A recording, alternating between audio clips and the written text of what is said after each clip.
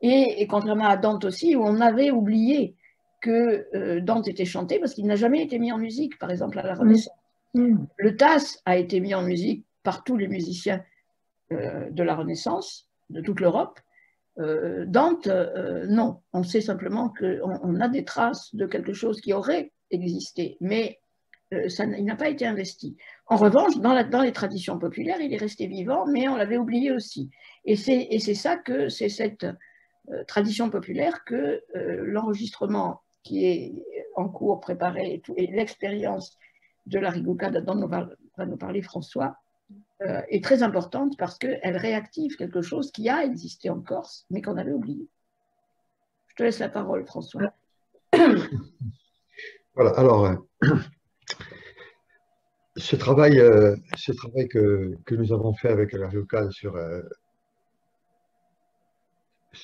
la Divine Comédie, donc déjà, vous doutez bien qu'on n'a pas traité toute la Divine Comédie parce qu'il y a plus de 14 000 vers.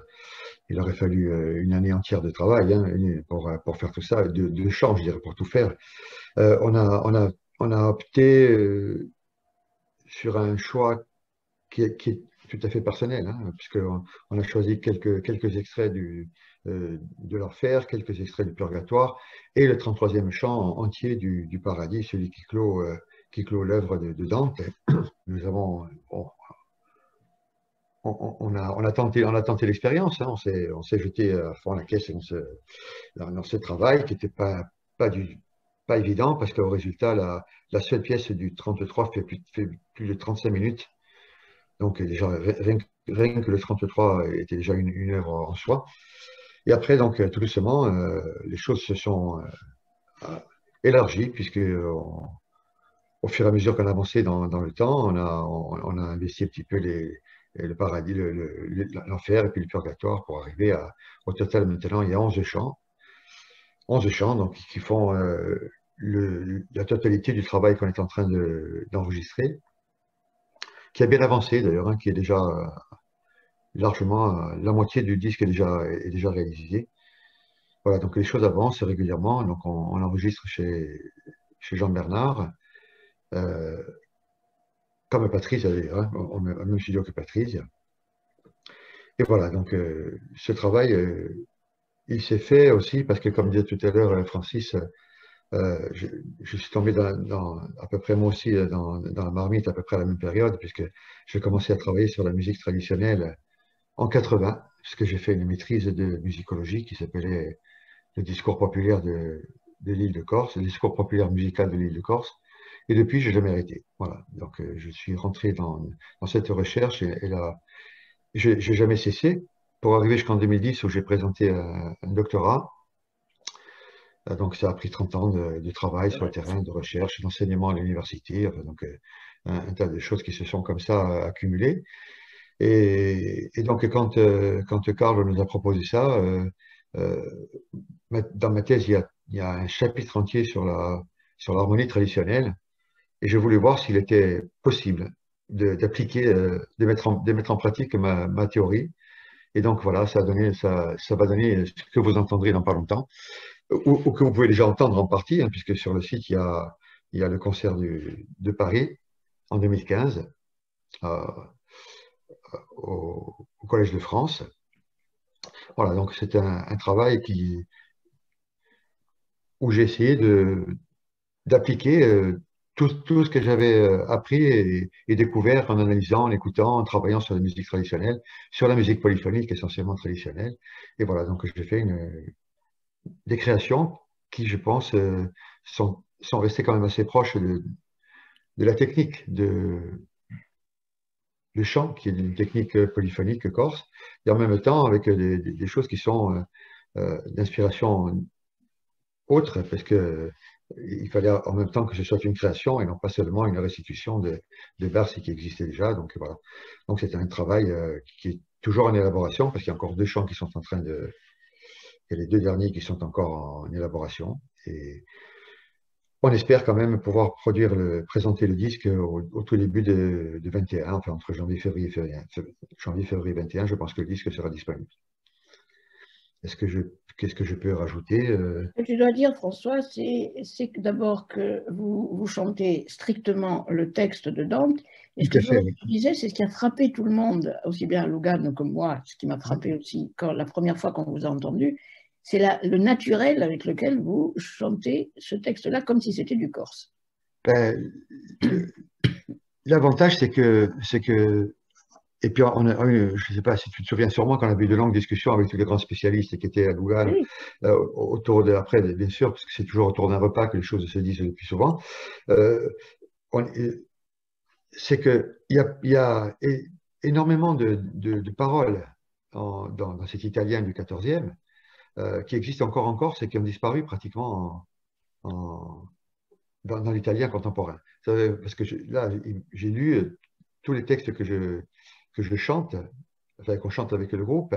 Je suis allé voir des traductions en italien contemporain et souvent, c'est totalement différent la traduction ou en tout cas le commentaire à partir du texte de Dante, alors que pour nous, plus d'une fois, les phrases en elles-mêmes, entièrement, toute la phrase, c'est-à-dire, sont les phrases pour nous qui sont les phrases habituelles. Je veux dire, la façon, la syntaxe et la façon euh, même à la limite la conjugaison des verbes qui sont des choses qui ne nous choquent pas et qu'on fait de manière naturelle. Je me souviens même d'un couplet que chante Jean-Luc, E intendente te, qui est un- une strophe du 33, qui a surpris même Karl et tous les gens qui étaient sur place parce que E intendente te ami e aridi. Et eux le disaient intendente te ami e aridi. Et donc, le fait de le chanter comme ça a même modifié leur, leur, leur conception, je veux dire, enfin, ça leur a été langage, pour eux, ça a été une révélation. Ils une l'ont dit révélation. parce C'est- qu'ils Pour nous, n'avaient c'était jamais compris le vers et vous l'avez compris naturellement naturel. On l'a chanté naturellement, comme par ça, la syntaxe. sans vraiment faire un travail de recherche exceptionnel dessus. On l'a chanté naturellement, quoi. Mm. Et notre découpe était beaucoup plus naturelle après, en y réfléchissant pour eux aussi, que la façon dont ils l'avaient découpé au départ. Alors, ça leur a permis de comprendre ce qu'ils n'avaient pas compris avant. C'est ce qu'ils l'ont dit. C'est Donc, ça, c'est l'utilité de cette expérience, c'est aussi de restituer Dante dans sa langue. dans sa langue, C'est oui. Oui. plus proche de nous que des Italiens d'aujourd'hui. Là, C'est ça, tout à fait. ça a été déjà démontré donc, et reconnu. Parce qu'à Lugano, il y avait en effet tous les grands spécialistes de Dante. Ah oui, Est-ce tous que les grands spécialistes du Dante, oui, tous les grands spécialistes de littérature italienne de cette période, ils étaient tous là. Oui, oui, parce Et que il c'était y avait une centaine de personnes à Lugano pour cette oui, première, qui était la grande première, c'était la grande et ça a première. eu un succès, ça a été, la télévision vous a interviewé. C'est ça, oui. On a eu droit à une interview de la télévision suisse. Vous avez eu un succès absolument beaucoup plus important. Ici, par contre, la presse corse ne s'est La pas du presse tout corse, intéressée à l'événement. Pas du tout. on a chanté on a eu un grand succès aussi quand on a chanté à- à- le lendemain du Collège de France, on avait chanté à À l'ambassade l'Institut culturel italien. Oui. C'est là que italienne. vous avez chanté des extraits de l'enfer et Voilà, du c'était purgatoire. la première fois qu'on chantait tous À les extraits. l'Institut culturel italien, devant des élèves, tu te rappelles, Oui, il y avait des élèves du lycée, du lycée, d'un lycée italien du de lycée Paris. italien, oui. Des terminales du lycée Et italien, il y oui. avait des jeunes qui pleuraient, Mm. rappelle-toi. C'est ça, oui. Des jeunes L'émotion, lycéens oui. qui pleuraient en les entendant. Mm. Ça a été extraordinaire. Mm. C'est Et cet comme tu effet-là qui est disais, important. ouais, et comme tu disais, alors après on a fait la même chose aux rencontres de polyphonie de Calvi, où il y a eu là aussi un très grand succès avec le public, et puis pas d'écho, rien, et c'est Aucun voilà, écho. Oui, bon, mais ça. c'est presque inaperçu, comme d'habitude. Parce que Dante n'intéresse plus aujourd'hui, malheureusement, en France. Et que la Corse, de ce point de vue, est vraiment française. Et bon, le témoignage de François me touche particulièrement parce que, bien entendu, c'est la question linguistique. Et donc, bon, je ne dirai rien de plus que ce qui a déjà été dit, mais pour un linguiste, pour un romaniste et pour quelqu'un qui travaille sur les parlers italo-romans, tout ça est une évidence. Donc, il est bien aussi que ça sorte du champ des linguistes, justement, et que cette perception très naturelle que les Corses ont traditionnellement de la réalité italienne, notamment dans sa manifestation poétique, et ben, on est content de voir que ben, enfin, il y a un retour de cette conscience. Il est triste aussi de voir que, bien entendu, la Corse, comme l'a dit Françoise, se désintéresse de ces choses-là parce que fondamentalement, ben, cet ancrage, il est tellement naturel, tellement évident et je n'apprendrai rien à François, à Nicole et aux autres quant à l'importance de la poésie italienne en Corse, parfois écrite par des Corses, même souvent écrite par des Corses, y compris dans des registres qui ne sont pas forcément ceux de la, on va dire, il y a bien entendu la poésie religieuse chantée, et donc le domaine du paraliturgique, mais il y a aussi toute la poésie d'écriture italienne, ou on va dire de composition italienne qui est présente en Corse. Et on ne peut pas, enfin, ce que Dante, ce que François a dit sur l'interprétation de Dante, c'est quelque chose qui rejoint des travaux qui ont été faits sur les liens entre le Corse et le Toscan médiéval, qui pour nous sont une évidence. Voilà.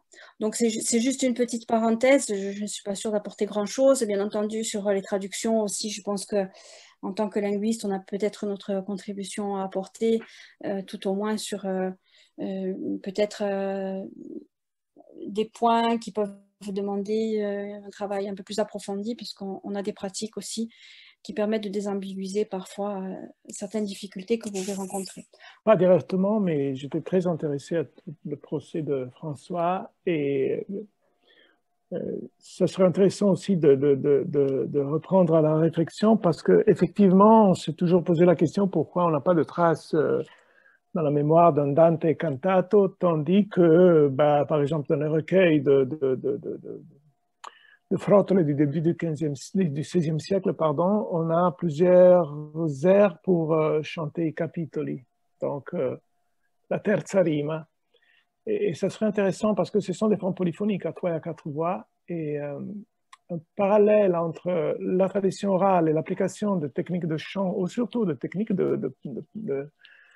d'interprétation du texte, des prosodies par rapport à la construction du vers, en passant par cette expérience, pourrait être intéressant aussi pour les musiciens de musique ancienne, hein, en spécifique. Oui. Mais c'est là que justement l'articulation entre les différentes actions du projet Calliope peut aussi apporter quelque chose à nous aussi d'inattendu. Parce que le but, c'est pas de réaliser ce qui était prévu, c'est d'essayer d'inventer quelque chose et que le projet nous apporte à chacun quelque chose de nouveau. Et en particulier, pour revenir sur cette question de la méconnaissance de Dante et de ses traditions, et du fait que non seulement les bergers, mais dans les villages de Corse, on a des dizaines et des centaines de témoignages de gens qui, sans être bergers ni rien, ni en étant allés un peu à l'école ou sans être allés à l'école, sont capables de réciter des vers de Dante et connaissent au moins l'existence de la Divine Comédie. Alors qu'aujourd'hui, nos étudiants à l'université, y compris les étudiants qui apprennent l'italien, ne savent même plus, ne l'ont jamais lu. Donc il y a un problème. Donc un des objectifs, une des ambitions du projet, c'est aussi de faire de l'éducation populaire et de faire que la poésie redevienne ce qu'elle a toujours été, c'est-à-dire une nécessité non pas populaire au sens moderne du mot, mais qui aide les gens à penser. Moi, je voulais ajouter, pour l'ancrage populaire dont tu parlais, c'est vrai que Dante, pour nous, pour ma famille en particulier, hein, ça fait partie de quelque chose qui est transmis de génération en génération, puisque mon arrière-grand-mère le racontait à des pièves entières, hein, pendant des semaines. En public et, en public, tu dis. Oui, en public. Oui. Et donc, je voudrais ajouter la corporalité de la poésie. Parce que quand moi, je n'ai eu qu'un succès d'année, hein, avec mes oncles qui le récitaient également en famille, ils étaient en fait investis par la musicalité et la diction. Et il y avait aussi un registre de basse. Moi, ce qui m'avait marqué, c'est que c'était des hommes, sûrement, pour ça, parce que c'est surtout mes oncles après qui l'ont transmis. mais il y avait une corporalité et une amplitude qui étaient données par leur diction qui était assez extraordinaire. Ça, tu les as entendus? Une résonance.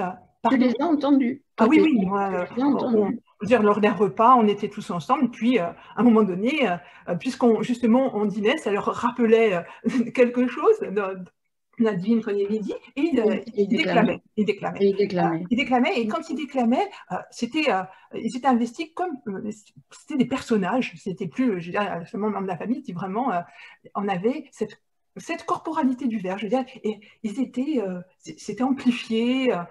C'était assez. Tu n'as aucun enregistrement, aucune trace? Alors, oui, j'avais enregistré, mais j'ai une gestion des enregistrements comme du temps très particulière. Il faut absolument que tu le retrouves. Hein. Tu as un an. C'est très difficile. Il y a beaucoup de choses que j'aime, mais c'est un autre problème. Mais peut-être, mais si c'est pas toi, peut-être qu'il faudrait vraiment lancer. Je crois qu'il faudrait lancer un appel à la population corse. Oui. Je suis sûre qu'il existe des enregistrements. Tout à fait. Parce que des chants, on en a. Oui. Même dans le fond Cuilgi, dans le fond Lad, on en trouve. On peut en trouver, je pense. Mais peut-être pas de Dante directement, mais des Inferni Dantes qui font partie du projet dont on parlera une autre fois, on en a aussi. Mais par contre, dans des enregistrements privés, dans les fonds privés, je suis sûre qu'on peut retrouver des choses. Parce que il était lu et chanté Dante jusque dans les années 80, 1980. Donc nécessairement, il y a des enregistrements. Et même après, il y a un cousin, justement. Nous sommes la dernière génération. Oui. Après c'est fini, mais la génération de nos parents, ça circulait encore. Moi, mon beau-père déclamait Dante en permanence. Et tous ses cousins dans les villages déclamaient Dante aussi. Exactement. Donc, il faudrait qu'on lance un appel dans la presse. Ce serait bien. Et je pense que des enregistrements qu'a fait un cousin de son grand-père, qui était le cousin germain du mien. Et lui, c'était sur... c'est un peu différent, mais il a réinterprété, lui, il a fait des productions personnelles, mais qui ont des choses à voir quand même, hein, qui ont des similitudes. Et je crois qu'il a donné les enregistrements à Bernard Patson. Mais moi, je n'ai gardé que le texte. Bon, mais il faut absolument voir avec Bernard Patson et Antoine. Antoine Léonel, il doit aussi nous participer à cette recherche parce qu'il peut nous aider. Oui. Voilà, c'était une parenthèse. Ah ben, c'est important. Merci. Quelqu'un d'autre veut intervenir? En fait, ce que dit Dominique Foat, ça me touche particulièrement aussi. Il ne s'agit pas de Dante et des grands textes de la littérature antique, mais ça renvoie quand même à l'Antiquité. Ma grand-mère nous racontait, lorsque nous étions enfants, avant d'aller dormir, le conte modifié de l'hydre de Lerne, qui s'intitulait Strapagatena. Voilà. Et Dominique parlait de cette corporalité. Elle avait d'abord un rythme déclamatoire très envoûtant. Évidemment, ça nous mettait tout à fait en condition pour l'endormissement, mais aussi lorsqu'elle parlait de ce monstre du boia, comme elle disait, non pas de l'hydre de Lerne, mais au boia, avec les rugissements du boia pour... évidemment, qui demandait son tribut de ces jeunes filles qu'il allait dévorer, etc. J'en avais parlé à Francis Beach qui m'a encouragé à raconter cette histoire. Bon, il faut que je retrouve évidemment tout ce rythme de déclamation et la complémentarité pour raconter cette grande histoire de l'hydre de Lerne, qui évidemment nous renvoie aussi à l'Antiquité et au fondement justement important dans notre littérature populaire, justement, de toute réminiscence antique. Oui. Fondamental, il faut le faire à tout prix. Ce sera pour le projet suivant. Pour le projet suivant. Pour l'instant, il faut s'atteler au set égalé. Alors, à ce propos, je voudrais dire, Françoise, je regrette un peu que tu ne l'aies pas présenté, mais ce n'est pas un reproche. Tu as présenté Digenis et Dante au début dans ton introduction, mais on va pas revenir. Mais non, mais c'était égalé, c'était la tradition. Si, j'ai parlé des ouvrages et des lamentations C'était en parlant Ah du oui, disque que je voilà. parlais de cet égalé. Voilà.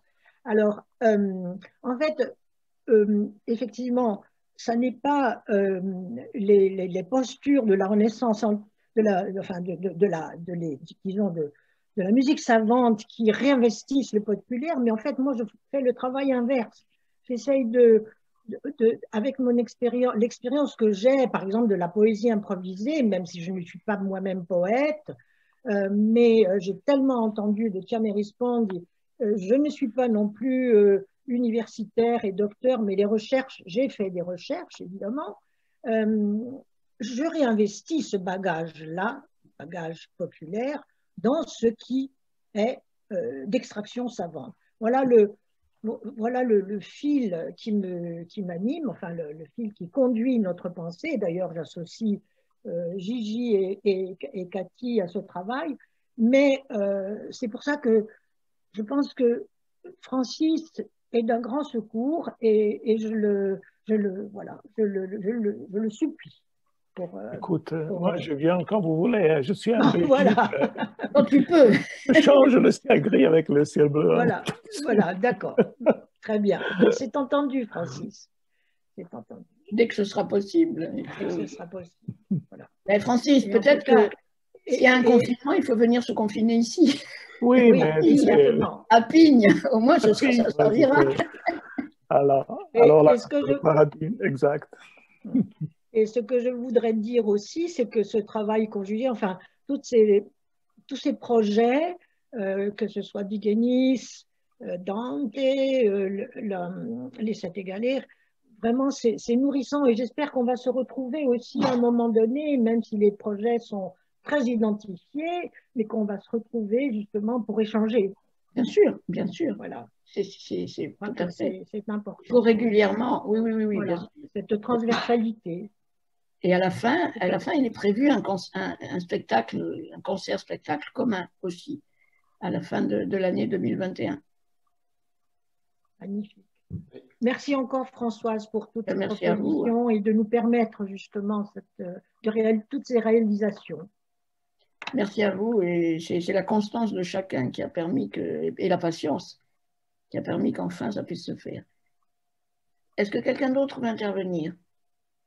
Oui, moi, je voudrais intervenir juste un moment en vous remerciant beaucoup pour me faire partie de ces projets. À propos de Dante, ce qui m'intéresserait beaucoup aussi, vu que je m'occupe principalement de chant improvisé, de la poésie improvisée, ça serait très intéressant de recenser les citations, la connaissance de la comédie aujourd'hui chez les improvisateurs dans les centres de l'Italie, par exemple. Oui. Donc, déjà l'année dernière, j'avais envisagé d'aller au festival, aux rencontres de chants improvisés dans les centres de l'Italie, qui bien évidemment ne se sont pas tenues. Mais prochainement, j'espère d'y participer. Ça serait intéressant de voir qu'est-ce qu'il reste dans la mémoire des improvisateurs aujourd'hui, en 2020, en 2021, ce qu'il encore chante de Dante. Parce que je me rappelle, par exemple, en 2013, qu'il y avait beaucoup de fois, on trouvait de petites phrases, de vers, singulièrement, hein, pas tout des strophes, mais quand même, il était encore assez vivant la pratique d'insérer des citations de la comédie pour enrichir les chants, la poésie, et bien évidemment pour faire une référence claire et explicite dans le sens du mélange continu entre, bien sûr, poésie savante et poésie populaire qui est très important pour moi. Donc, juste, ça peut être juste un petit contribut que je peux donner vu qu'il va se situer exactement dans mon parcours de recherche de maintenant. Donc, j'aimerais bien, je souhaiterais bien apporter ce petit contribut bien aussi en Corse, mais je crois que c'est un peu plus facile de trouver cette façon d'improviser, de citer Dante maintenant, plutôt dans le centre de l'Italie, parce que j'ai expériencé ça. Mais quand même, on va voir. C'est très important. Mais en Corse, précisément, c'est fini. Plus personne n'est capable, même les improvisateurs. Nous avons le workshop que nous avons organisé déjà sur Dante en 2015, avec les improvisateurs, justement, ils disent qu'eux, ils n'ont plus jamais entendu parler de Dante. Oui. Ils ont redécouvert Dante parce qu'on leur en a parlé, mais c'est une tradition qui est perdue. Alors que on m'a raconté une anecdote, un ami qui est prof de Corse, dans les années 90, au début des années 90 ou à la fin des années 80, m'a raconté à Propriano. Alors l'incertitude porte sur l'identité de ce pêcheur qu'il a entendu réciter Dante et qu'il a interrogé. Donc il était à Propriano, il y avait un pêcheur qui était en train de réparer son filet et qui déclamait dans une langue que lui, il se disait, mais c'est pas du corse. Il comprenait, il se demandait ce que c'était. Il est allé l'interroger et l'autre lui a dit que c'était Dante. Et il lui a dit, donc cet ami lui a posé la question, pourquoi est-ce que tu chantes Dante? Et l'autre lui a dit, c'est pour m'entraîner à improviser. Exactement. Alors, il était peut-être italien, on ne sait pas, il était peut-être un italien, mais peu importe. En tout cas, dans les années 80, on rencontrait encore des gens qui savaient que Dante servait à improviser. Et pas seulement pour mémoriser, mais c'était aussi pour avoir quelque chose à dire dans l'improvisation, pour avoir du contenu. C'est une source vitale. Et ça, aujourd'hui, c'est fini, ça. C'est fini aussi en Italie en bonne partie, je veux dire. Moi, j'ai peut-être un peu de matériel qui peut être utile à Giovanni, qui remonte à comment dire, une progression dans les années. Ce que j'ai pu constater, c'est que les improvisateurs citent beaucoup le fait de connaître Dante. Ils parlent beaucoup de Dante. Du point de vue de la diffusion, il y a une diffusion, comment dire, basique encore, surtout dans les générations les plus âgées, évidemment. La génération de mon père, par exemple, qui nous en sortait parfois de temps en temps des vers, sinon parfois des demi-chants entiers. Mais bon, par contre, ce que tout le monde certifie au niveau des improvisateurs, et encore dans les dernières générations, je parle des gens qui ont une expérience acquise, donc des gens qui ont passé la quarantaine. Parce que aussi l'improvisation est un parcours de formation et d'apprentissage. Ils disent que dans leur mémoire, on n'a jamais chanté Dante, mais que Dante était un modèle, évidemment, de construction de formules et de vocabulaire, mais surtout qu'ils ont chanté les arguments de Dante. Donc, on prenait un thème développé dans la Divina Commedia et on le chantait en octave. En considérant surtout que pour ce qui est de la tradition actuelle, l'improvisation, à part des formes liées dans le sud, il y a des improvisations spécifiques, mais sur des formes complètement différentes, c'est l'ottava rima qu'on improvise. Voilà. Donc, on peut rester en contact avec Giovanni pour discuter de ces choses. Je crois que je vais fouiller, j'ai un peu de matériel ici. Merci. Pas de quoi, c'est un plaisir. Bon, voilà encore un contact intéressant. Quelqu'un d'autre veut intervenir? Moi, je dois vous quitter. Je dois partir en courant, mais merci beaucoup pour cette invitation. Je suis très touché, surtout parce qu'à la fin, je vois que je connais un peu tout le monde. Je connais un peu des gens. Je suis content parce que ce qui me plaît, c'est qu'il n'y a pas c'est un projet fait par des gens qui n'ont pas peur des mélanges, qui n'ont pas peur du syncrétisme, qui n'ont pas peur du métissage. Et je pense que cette référence à la poésie comme arme de défense, parce que le plus qu'on se connaît nous-mêmes, le plus on a une connaissance des racines, je pense le moins qu'on a peur, non? C'est un peu ça. La peur maintenant vient, j'ai l'impression surtout, la peur du différent, de l'autre, vient surtout de manque de racines. C'est ça qui est grave. Ciao. La poésie est une arme de résistance pour Dante. La poésie est une arme de résistance, mais bien sûr, et dans toutes ses formes, et même les formes les plus modernes, je veux dire, j'ai beaucoup de contacts en Amérique latine parce que je développe un projet là. C'est intéressant aussi justement pour la poésie improvisée en Amérique latine qui prend des décimas. Mais dans l'Amérique septentrionale aussi, la poésie, c'est une arme redoutable. Tous les poètes, hein, je veux dire. La poesia è un'arma incargata di futuro. Già, va bene. Ciao, a presto. Arrivederci. Ciao.